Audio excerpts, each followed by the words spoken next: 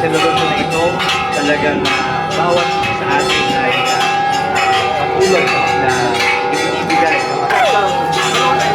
Kasi mga umahiling daming drone. Daming bulalakaw. Daming store. Viva Pumbakel! Viva Ina Maria! Wow, ganda! Perfect! Salamat po sa ating mga kapulisan at ospisyalo Viva Ina Maria! sigurado ligtas sa arena. At pakinggan natin ang isa pang awitin para sa Inang Maria na ating gabay at pagkakas sa pangalaman. Narito po, ibinibini ng Marlene Manalo.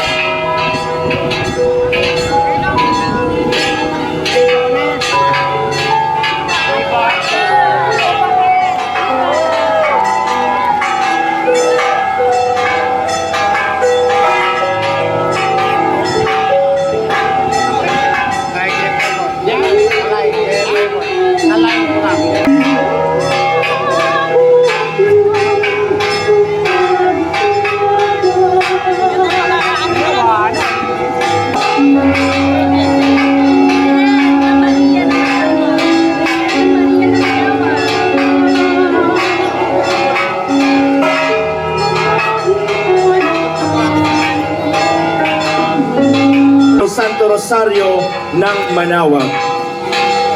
Makikita po natin sa ating drone show ang logo ng Dominican Order na dumating po sa Pilipinas noong 1587.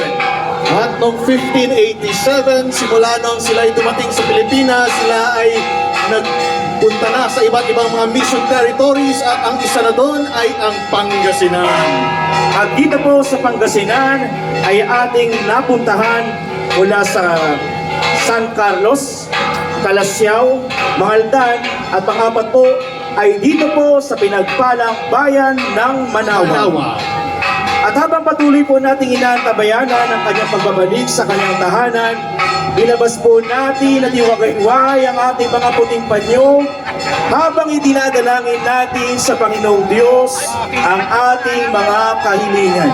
Nakikita sa ating kalangitan ang isang imahe ng ating amang si Santo Domingo na ang kanyang orden ay nagpapatuloy ng kanilang gawain pangsimbahan dito sa bayan ng Pangasinan. Si Santo Domingo din ang ating itinataguring na fundador ng pagdarasal ng Santo Rosario. Mabuhay ang Santo Rosario! Mabuhay!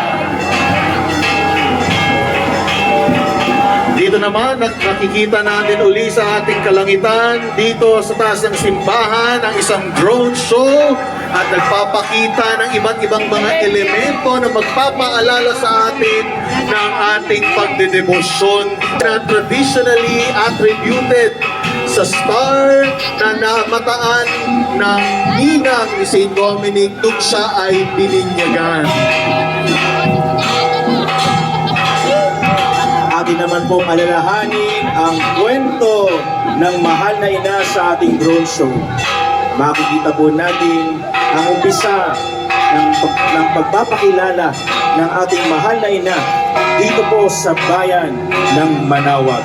Nag-umpisa po ito sa kwento ng isang farmer, ng isang magsasaka na habang siya'y naglalakad dito po sa burol ng mga bugaro ng Manaoag, nakita po niya sa langit ang isang imahe ng mahal na ina na siyang tumatawag sa kanya na sana'y magtatag ng simbahan dito sa tuktok ng burol na ito. At simula noon, ang simbahan na yun ay lumago at nagkasama na rin yan, nakikita naman natin ang banal na Santo Rosario dahil ang Birheng Maria na nagpahayag ng kanyang Natin ang lead cross na naroon na po, malapit na po sa paakyat sa ating kalangitan, sa kalangitan. corona. Ang corona na siyang sumisimbolo ng okasyon Ngayong taon na to, ang ika-100 taon ng simula nung nakorona na dahil siya ang ating reyna, siya ang ating magiging halimbawa sa pagsunod kay Kristo. Ang ating patuloy na pagtangi sa ating Birheng Maria, Bibe Maria. At ngayon po, nakahanda na pong tumuloy sa ating dambana.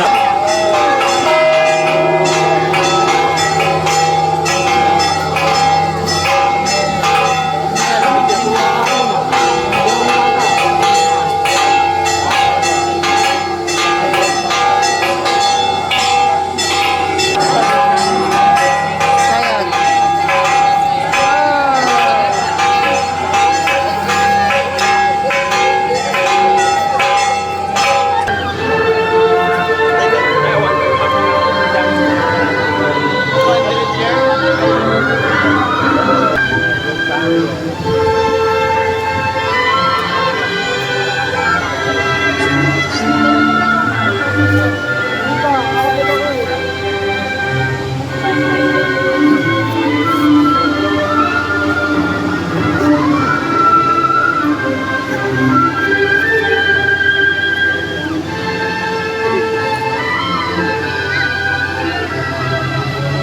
Ganda rin sa loob.